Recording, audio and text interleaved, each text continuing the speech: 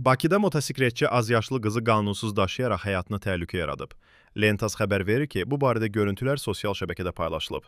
Məlumata görə kimliyi bilinməyən şəxs aeroport yolunun Suraxanı rayonu ərazisindən keçən hissəsində nəqliyyat vasitəsində azyaşlı qızı təhlükəli şəraitdə aparıb. Bu zaman motosikletçi azyaşlıya dəbilqə və təhlükəsizlik kəməri taxmayıb.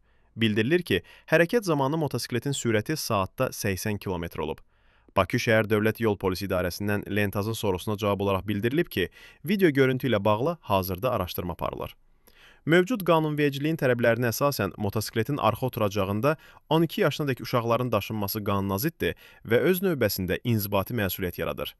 Dəfələrlə edilən xəbərdarlıqlara, eyni zamanda həyata keçirilən tənbeh tədbirlərinə baxmayaraq, bugün bəzi motosiklet sürücüləri sərnişindaşıma qaydalarına biganə yanaşırlar ki, nəticədə xoşagəlməz hallar baş verir.